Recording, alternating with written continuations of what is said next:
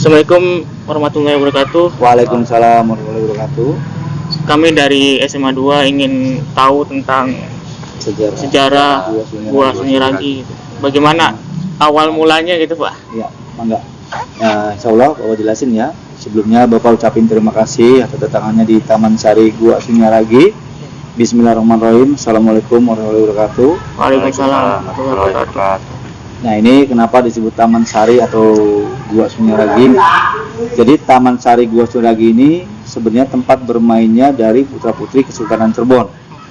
Nah, ini selain buat bermain, ini fungsi utamanya buat nyepi atau meditasi. Guanya bukan nongol sendiri, nimbul sendiri. Ini dibentuk. Oh iya, dibentuk. Nah, ini yang bikin yang bentuknya ini oleh keturunan dari Syekh Syarif Hidayatullah atau Sunan Gunung Jati, Wali Songo yang 9. Nah, itu pada keturunannya yang bernama Pangeran Kararangan Arya Cirebon.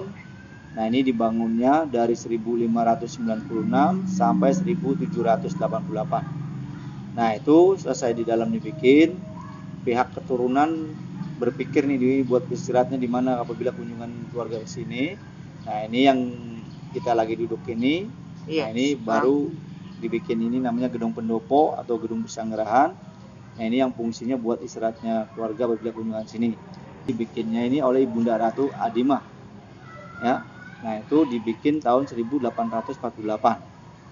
Nah, ini Gua Sunyi Ragi ini bangunan yang ditempel-tempel di dalam Gua Sunyi Ragi ini atau Taman Sari Gua ini hampir 75% karang laut. Tapi mohon maaf, di sini ada salah satu sugesti dulu yang nggak boleh dipegang sama anak gadis perawan yang belum menikah. Ya, perawan sundi pernah dengar ya? Jadi istilah perawan sundi itu tersendiri perawan tua yang nggak laku nikah sampai meninggal nggak dapat jodoh. Nah, itu mitos dan sugestinya apabila yang nyentuhnya seorang gadis atau perawan yang belum nikah ntar nggak dapat jodoh. Sejujurnya ya, kalau yang bujangan yang suami istri boleh. Nah, itu simbolnya beda dengan yang dulu. Kalau dulu simbolnya patung perempuan, kalau sekarang patung batu biasa. Nah, ini kurang lebih ada bangunan guanya itu kurang lebih 10 bangunan ditambah bangunan lainnya. Nah, ini Bapak jelasin sekalian fungsinya ya. Yang pertama namanya gua pengawal. Pengawal itu buat istilahnya para pengawal kesultanan ya. Nah, itu yang kedua gua pandai kemasan. Fungsinya buat bikin alat tajam. Jadi sama aja pandai besi, tukang besi tuh. Empuk kalau dulu ya. Ya seperti tombak, pedang itu dibikin situ. Nah, itu ada pos jaga yang bernama Gua Simanyang. Fungsinya buat pos jaga. Dulu yang jaga situ prajurit yang menjaganya ya. Jadi orang yang mau masuk ke dalam Gua Sunyi Ragi itu harus lapor dulu ke pos jaga atau prajuritnya. Nah, depan Gua Simanyang ada bangunan kayak podium namanya Bangsal Jinem. Bangsal Jinem itu fungsinya buat pidato. Dari Bangsal Jinem kita keluar ada bangunan Mandebling. Mandebling itu balai atau tempat duduk yang terbuat dari marmer, atasnya belingnya itu keramik atau polsen yang tempel sampingnya itu kebanyakan dari Cina sama Belanda. Fungsinya buat istilahnya sultan dan keluarganya apabila kunjungan ke situ. Nah, itu dari Mandebling kita turun tadi yang Bapak ceritakan ada patung perawan sundi yang nggak boleh pegang ya tadi ya. Perawan sundi tadi perawan yang nggak laku nikah istilahnya. Nah, depan patung perawan sundi ada gua petang. Petang artinya gelap, itu buat pertapannya prajurit untuk melatih ilmu kekebalan tubuh ya. Nah, atapnya ada gua cungkup puncit. Gua cungkup puncit itu fungsinya kalau bahasa sekarang menara pengawas buat ngintip.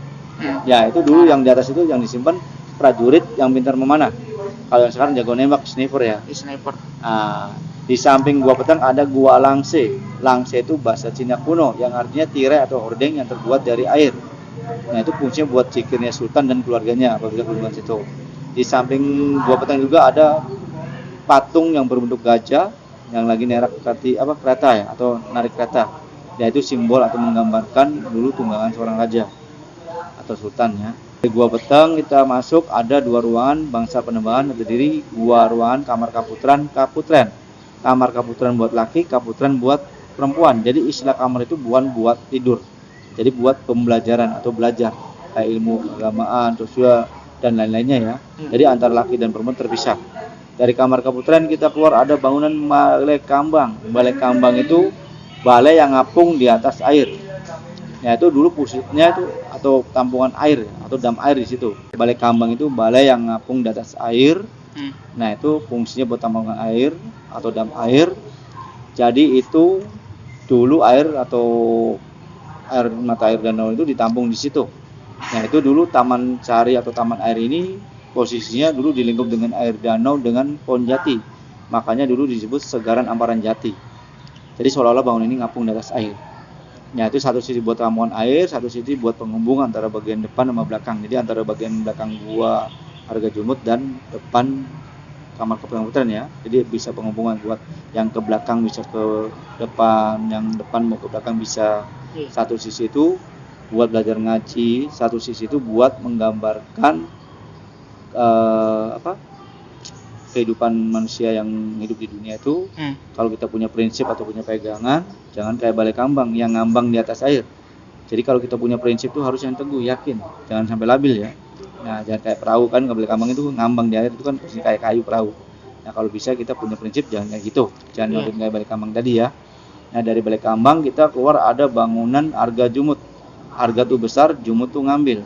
Jadi tempat pertemuan besar atau tempat jamuan. Jadi ada bila kunjungan tamu sultan di sini, nah itu dijamu situ atau dikasih jamuan atau hidangan makanan lah. Nah, nanti di bagian belakang itu ada ruangan atau pintu waktu 2 yang bisa nembus ke Makkah dan Cina. Kenapa ada 2 ruangan ke pintu Makkah dan Cina atau pintu portalnya? Kalau kita ke Makkah kita berkaitannya dengan kembalikan lagi dengan Caesarea Pidatulonya. Yang kedua ke Cina, pintu portalnya kenapa dengan Cina? Kita kembalikan lagi dengan istri keduanya yang dari Cina yang bernama Putri Ongtin atau Leongtin. Nah, kita lanjut dari Gua Harga Jumut itu ke Gua Padang Hati. Padang Hati terang hati, fungsinya buat tenangin hati. Apabila keluarga sultan dan sultan ada masalah, nah itu di situ. Fungsinya hatinya akan tenang, masalahnya akan hilang ya. Nah, dari Gua Padang Hati kita turun ada bangunan monumen Cina yang bentuknya kayak makam Cina atau bongpai. Tapi itu bukan makam atau bongpai, nggak ada isinya ya dalamnya ya. Jadi itu simbolisasi aja bentuk penghargaan buat orang-orang Cina yang ikut membangun Taman Sari Gua Sungai ini. Nah, itu dari monumen Cina, sampingnya ada pohon lengkeng yang ditanam dulu, yang umurnya kurang lebih 300 tahun masih hidup, yang uniknya tinggal kulit dan akarnya aja, tapi mohon maaf sampai sekarang nggak pernah berbuah karena lelaki pohonnya. Jadi mitosnya pohon lengkeng itu harus 2 pohon baru berbuah. Nah, kebetulan pohon lengkengnya laki sampai sekarang nggak pernah berbuah. Nah, di depan pohon lengkeng ada bangunan Gua Kelanggengan. Kelanggengan itu artinya langgeng, abadi, paten ya. Nah, itu fungsinya buat pertapanya atau meditasinya sultan dan keluarga dan pejabat tinggi lainnya supaya kedudukannya langgeng abadi, nggak bisa diganti, nggak bisa digeser ya. Nah, di samping Gua Kelanggengan ada patung lagi duduk namanya patung Garuda yang sedang dililit ular. Nah, itu melambangkan atau menyimbolkan suatu kalau kita hidup di dunia itu jangan sombong. Nah, dari situ kita naik ada Gua Lawa dan Gua Pawon. Gua Lawa itu istilahnya tempat sarangnya kelawar. Tapi bukan buat tempatnya kelawar atau besarnya kelawar. Jadi dulu depan pintunya itu ada pohon gede yang namanya pohon gambir yang dihuni atau didiemin kelawar. Karena takut merusak karang akhirnya ngejebol. Akhirnya pohon tersebut ditebang, akhirnya kelawarnya dikubur juga. Nah, sampingnya ada Gua Pawon yang artinya pawon itu dapur. Tapi fungsinya bukan buat masak, tapi buat nyimpen makanan yang udah siap saji yang terbawa dari keraton. Nah, kita keluar ke pintu borotan.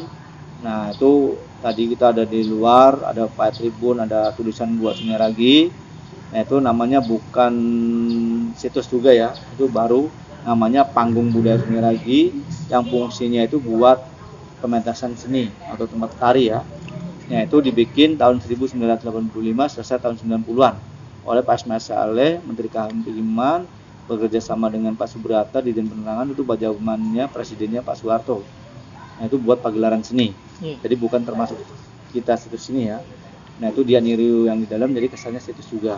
Sekian aja. Istilahnya kurang bagus atau yang diomongin Bapak atau kurang jelas.